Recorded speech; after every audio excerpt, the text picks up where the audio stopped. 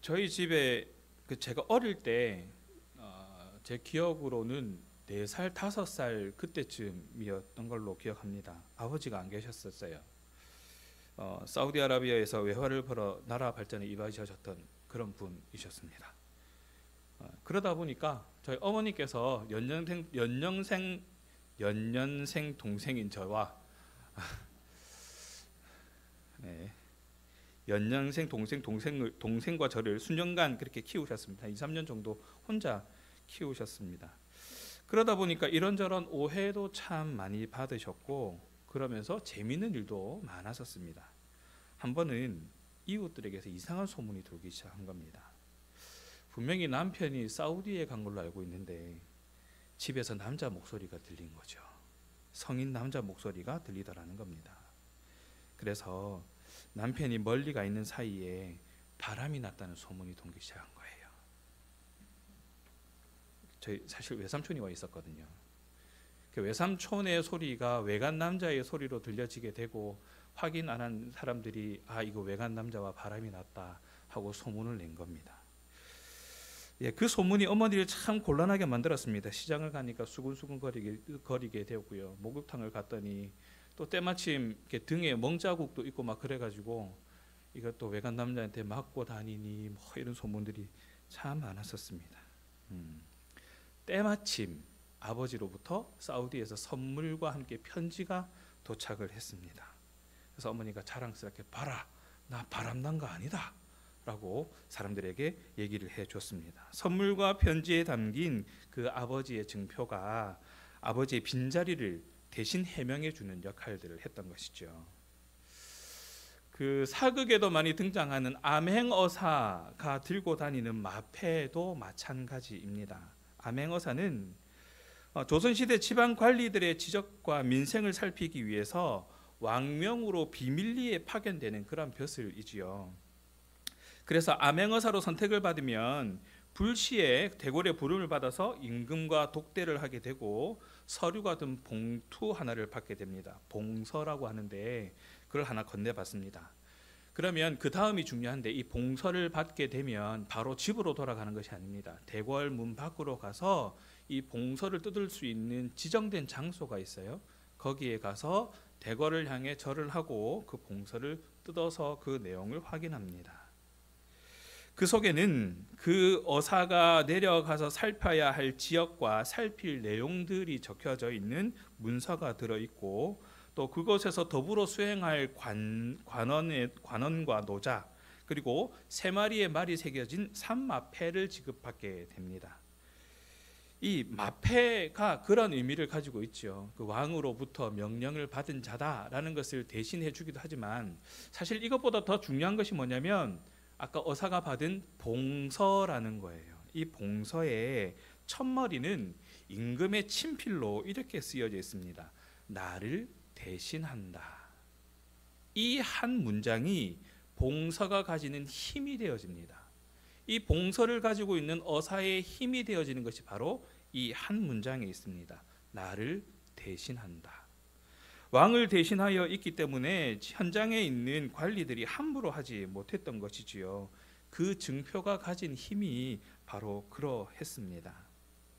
오늘 본문에 보면 성막 양식에 대한 가르침의 세 번째 부분으로 시작이 되어지는데 이 앞에 우리가 함께 읽어보지는 못했지만 25장에는 증거궤, 전설병, 상 그리고 등잔대와 같은 성물들을 제작하는 방법들에 관해서 기술을 하고 있고 26장에는 이러한 성물들이 있어야 할 성소와 지성소를 제작하는 방법들이 기록이 되어져 있습니다. 그리고 오늘 본문 27장에는 성막에 있어야 할 성물 중에서 하나님께 제사를 드리기 위한 제단을 제작하는 방법들이 기술되어져 있습니다. 그리고 그 성막의 경계이자 담장의 역할을 하는 휘장을 제작하는 방법, 그리고 성소 내에 있는 등불을 관리하는 규례에 관해서 하나님의 말씀을 기록하고 있습니다. 이것들이 가지고 있는 상징적인 의미도 있지만 그 의미가 가지고 있는 이 상징하는 이것들이 가지고 있는 그 힘이 있더라는 것이죠. 하나님께 드리는 것이기 때문에 하나님께서 명령하신 것이니까 그래도 이거 뭔가 좀 화려하고, 또 이스라엘 백성들이 나름 하나님께 드리기 위해서 좀 더 이쁘게 만들고 화려하게 잘 만들고 웅장하게 만들 법도 하지만 성막은 그리 화려하지도 않고 크지도 않고 그저 소박해 보일 뿐입니다. 하나님은 왜 이런 모습으로 성막을 지으라고 하셨는지 그 마음을 한번 헤아려 볼 필요가 있는 것이지요. 이 성막이 그러한 증표로서 어떠한 힘을 가지고 있는가를 한번 살펴볼 필요가 있다는 겁니다. 성소는 하늘을 뜻합니다. 하늘을 상징합니다. 하나님께서 계시는 곳이기 때문이지요. 주로 그래서 금을 사용해서 성소를 꾸몄습니다. 그에 반해 지상을 상징하는 성전뜰에는 주로 놋이 사용되었습니다. 성경에는 숫자 4와 네모 이것들이 상징하는 것은 주로 땅을 의미합니다.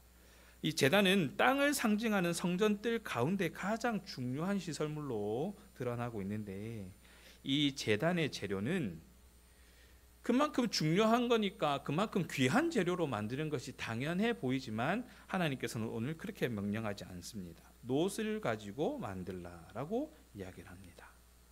왜냐하면 이 제단의 재료는 이동을 염두에 두고 실용적으로 제작되어야 했기 때문에 그렇습니다. 게다가 이 제사는 제물을 태워서 드리는 방식으로 진행되었기 때문에 대부분의 물품을 놋으로 만들라라고 명령하셨던 것이죠.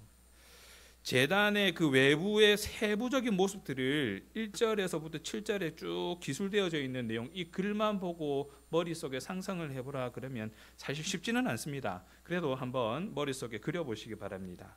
제단의 기본 모양은 직육면체 사각형 모양입니다. 5규빗, 5규빗. 위에서 보면 가로 세로 길이가 똑같은 정사각형입니다. 내부는 비어 있고요.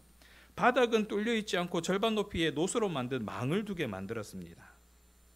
이 짐승을 제물로 그리고 그 번제로 드리기 때문에 짐승이 완전히 타고 난 후에 만들어지는 재가 아래로 쉽게 떨어지게 만들기 위해서 망을 그렇게 중간쯤에 두라고 말씀하신 것이죠. 그리고 외부 모양의 특징으로 보면 각 모서리에 뿔이 있고 각 양쪽 면에 고리를 2개씩 두고 그 고리에 원양막대인 채를 끼워서 이동할 때 편하게 이동할 수 있도록, 어깨에 멜 수 있도록 그것들을 다 하나하나 명령하고 계시다는 것이죠. 머리로 안 그려지면 인터넷에서 찾아보면 됩니다. 그래도 궁금하시면 저한테 말씀하시면 제가 한번 그림을 찾아볼 수 있어요. 이 중요한 게 지금 이 모양이 중요한 게 아니고요. 포인트는 여기 있습니다. 어째 보면 이 제단은 하나님께 제물을 드리고 하나님께 예배 드리기 위한 것이기 때문에 되게 중요한 부분이긴 한데 아주 이게 뭔가 있어 보여야 하는 장치일 것처럼 느껴지기는 한데 가만히 생각해 보면 하나님께서는 여기에 그렇게 치중하지 않더라는 겁니다. 그냥 놋으로 백향목으로 만들고 거기에 놋을 씌워 가지고 그냥 그렇게 만들라라고만 얘기를 하시거든요. 하나님께서 주목하시는 부분은 바로 여기예요. 제단을 어떤 모양으로 어떻게 이쁘게 귀한 것으로 그렇게 위험 있게 만들고가 아니라 그 제단에서 드려지는 제사, 즉 예배 자체를 참 중요하게 여기셨다는 것입니다. 그래서 이 장치의 위엄과 아름다움으로 백성에게 감흥을 주지 않으시려고 그냥 백향목으로 만들고 그것이 잘 보존되도록 이동하는데 부서지지 않도록 놋으로 씌워가지고 그냥 그렇게 만들면 돼라고 말씀하신 것이죠. 또한 놋 제단이 땅을 상징하는 형태로 만들어졌다는 사실은 우리가 이 땅을 살아가면서 지켜야 할 가장 중요한 일이 하나님께 예배하는 일, 하나님께 영광 돌리는 그 일에 있다라는 것을 드러내는 증표의 역할을 하고 있다는 것이죠. 지난주일 오후에 우리 지역복지 네트워크 연합예배를 드렸습니다. 잘 갖추어진 시설을 통해서 예배드림에 우리와 다른 분위기였습니다. 또 잘 만들어진 예배팀이 예배에 더 깊이 동참할 수 있도록 해주기도 했었습니다. 분명히 필요한 부분이긴 하지요. 그러나 그보다 더 중요한 것은 그 예배를 드리고 있는 우리의 마음, 우리의 정성에 있다라는 것이죠. 마음을 다하고 뜻을 다하고 힘을 다하여 주 여호와 하나님을 찬양하는 것, 이것이 더 중요한 일이다. 그저 우리 목소리로만 하나님을 찬양한다 할지라도, 우리 목소리로만 하나님을 예배한다 할지라도, 우리 모든 것을 들여서 정말 정성껏 예배한다면 그것만큼 좋은 예배, 그것만큼 값진 예배, 그것만큼 은혜로운 예배가 어디 있겠느냐라고 말할 수 있다는 것이지요. 마음을 다하고 뜻을 다하고 힘을 다해서 하나님을 찬양하는 것, 그것이 중요한 것이다 라고 제단을 통해서 우리에게 증표로 보여주고 계시는 겁니다. 그 제단에 보니까 뿔이 나 있어요. 각 네 귀퉁이에는 뿔이 있다고 얘기합니다. 그 뿔은 구원을 상징합니다.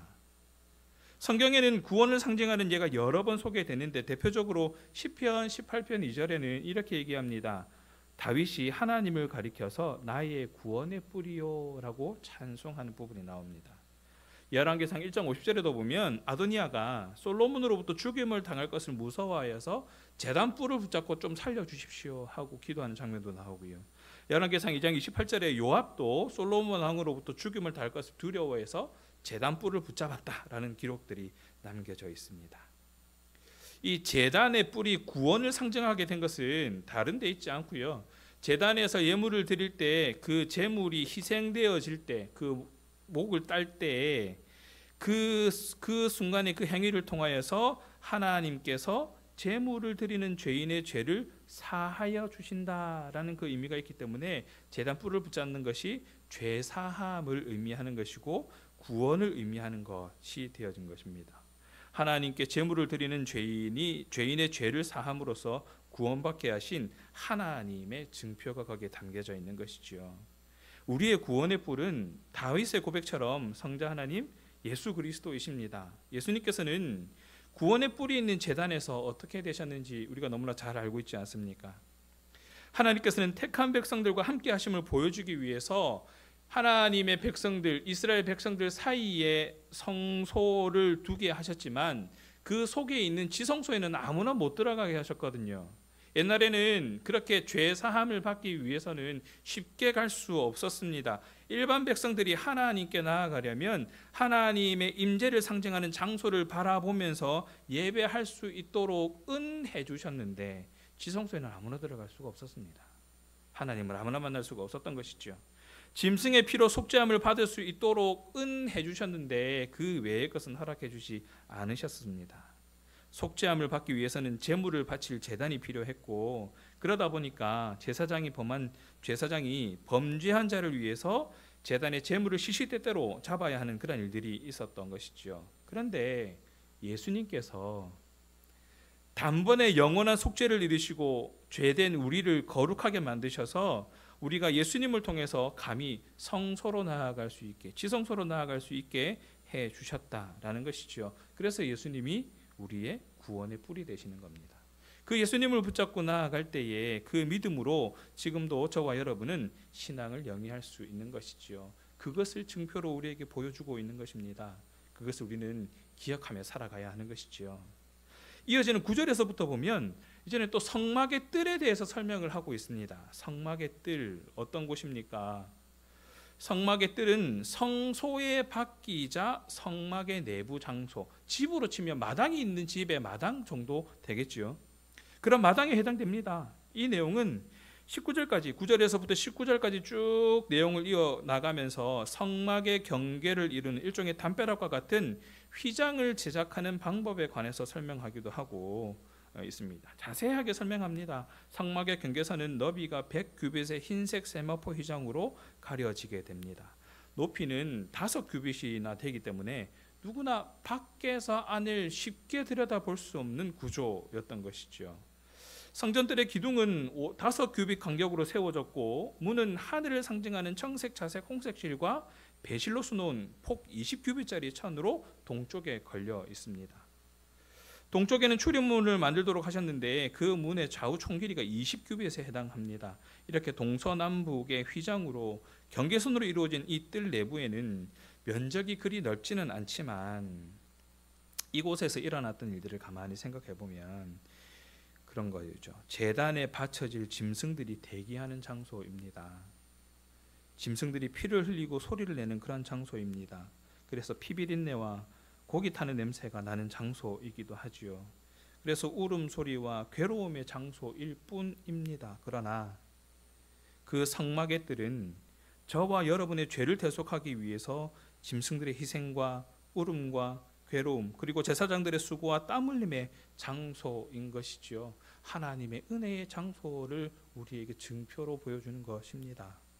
그것을 우리가 생각할 때에 하나님의 은혜에 더 감사한 마음으로 나아갈 수 있지 않겠느냐는 것입니다. 하나님께서는 이 택한 백성들이 죄사함을 받아 구원받을 수 있도록 이 모든 것을 계획하시고 만들고자 하셨고, 그렇게 만들라라고 명령하고 계시는 겁니다.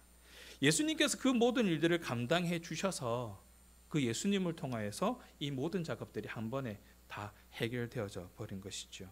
그 안에 있을 때, 예수님께서 감당해 주신 그 은혜 안에 있을 때에 저와 여러분의 신앙은 온전해진다라는 것을 우리는 다시 한번 기억할 수 있어야 합니다. 그리고 이 성소에서 받을 수 있는 하나님의 은혜에 대해서, 또 성서가 보여주는 그 하나님의 은혜에 대한 증표에 대해서 우리는 생각할 수 있는 것이죠. 그런데 다만 우리가 한번 고민해 봐야 될 것은 이겁니다. 많이 사용되는 물건들, 이 성소 안에서, 성소 안에서 많이 사용되어지는 기구들을 노수로 만들어라라고 명령을 하고 계신 것에 의문을 한번 가져볼 필요는 있습니다. 우리는 그렇게 생각하잖아요. 하나님께 예배를 드리는 것인데, 하나님께 제사를 드리는 것인데, 이왕이면 좀 더 좋은 것으로, 이왕이면 좀 더 이쁘고 더 멋진 것으로, 더 화려한 것으로 만들고 싶은 그런 이스라엘 백성들의 마음이 있지 않았을까. 그런데 그런 마음이 들기도 전에 애시당초 하나님께서 차단하시고 그냥 노수로 만들어라 라고 말씀하신 이유, 왜 그렇게 하셨을까? 한번 이렇게 생각해 볼 필요가 있습니다. 굳이 그럴 필요가 없다라는 것이지요. 화려할 필요가 없다라는 겁니다. 이쁘고 더 멋지고 더 웅장하고 그럴 필요가 없다라는 것이죠. 교회가 화려하고 교회가 아름답다면 그 자체로 참 보기 좋을 것입니다. 보기 좋은 교회가 전도에도 유리할 수 있습니다. 모르는 사람들에게 교회 오라고 초청을 했을 때 다 쓰러진 교회보다는 멀쩡한 교회가 훨씬 보기 좋겠지요. 그 자체만으로도 충분히 긍정적인 효과를 많이 불러내긴 할 겁니다. 하지만 그것이 하나님을 기쁘시게 한다라고 당장할 수는 없는 거죠. 좋은 교회, 멋진 건물이 하나님께서 기뻐하시는 교회고, 다 쓰러져 가는 교회는 하나님께서 기뻐하시지 않는 교회다라고 단정 지을 수가 없는 겁니다.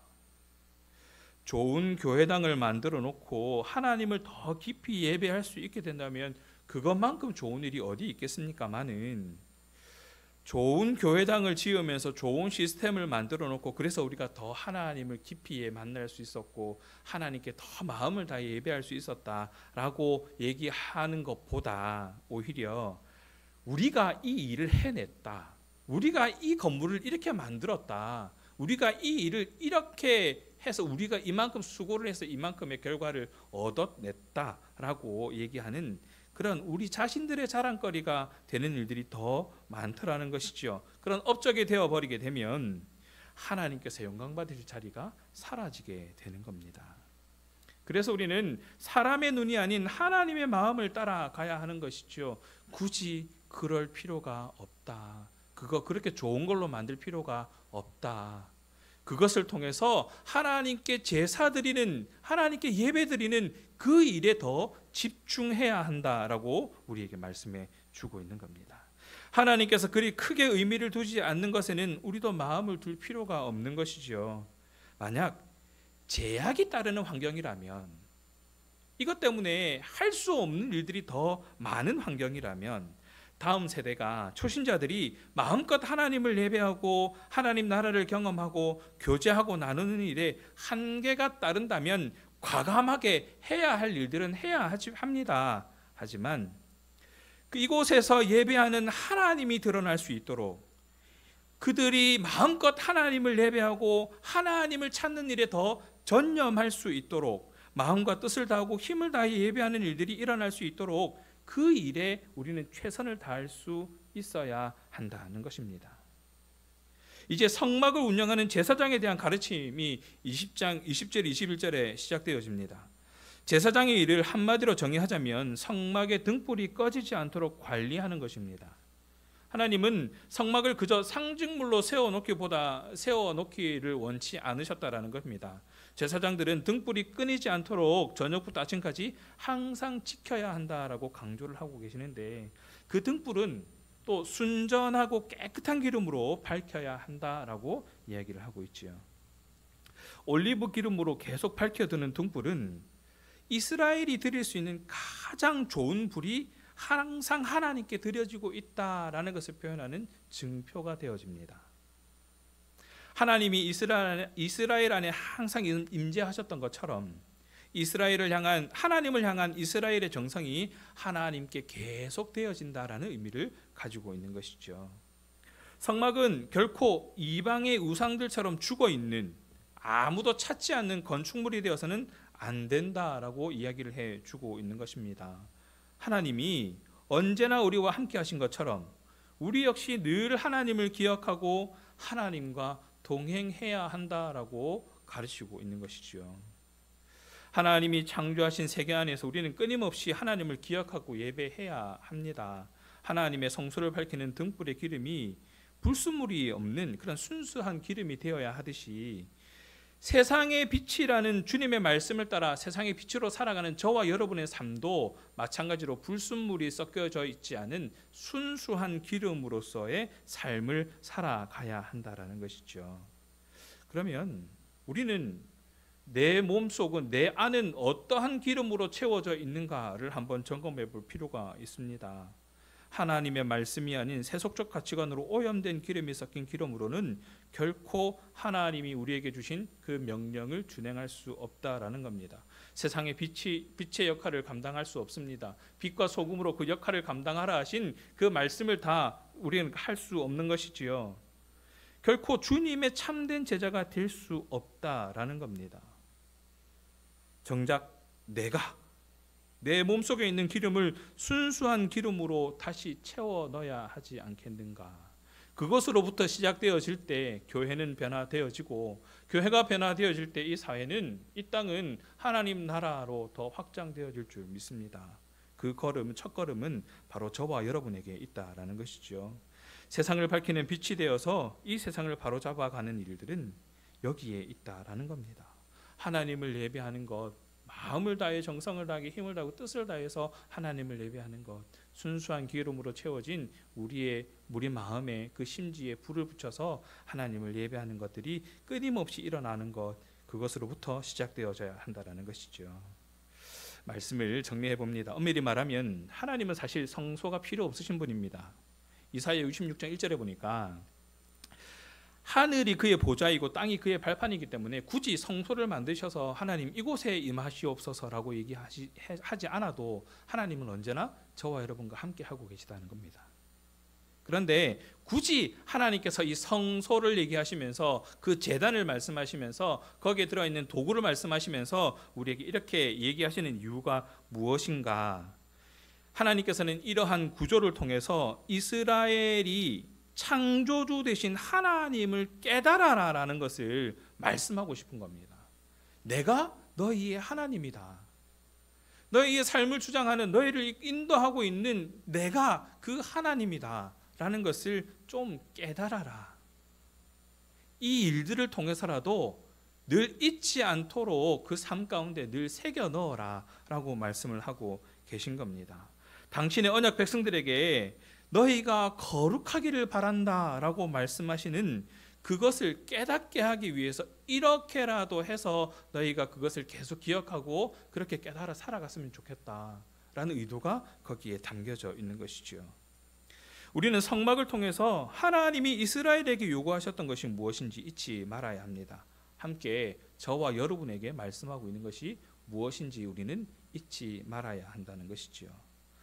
겉으로 드러나는 위용이 아니라 하나님의 온전하신 임재와 이스라엘과의 만남을 원하셨다는 것. 내가 겉으로 어떠한 모습으로 살아가는가 보다 내가 하나님을 어떻게 예배하는가, 내가 하나님을 어떻게 찾고 있고 내가 하나님을 어떻게 인정하고 있고 하나님께 어떻게 내가 굴복하고 있는가, 순종하고 있는가, 이것을 하나님께서는 원하신다는 겁니다. 하나님을 섬기고 말씀대로 거룩하게 살아가는 것은 그리 편한 길은 아닙니다. 그럼에도 자신을 살피고 하나님이 요구하시는 온전함과 거룩한 삶을 살아가기 위해서 거룩한 교제, 마음을 다해 예배하는 것이 저와 여러분의 삶이어야 할 것입니다. 그래서 주님, 나를 받아 주시옵소서라는 이 고백이 늘 이어질 수 있는 저와 여러분의 삶이 되어지기를 간절히 소원합니다.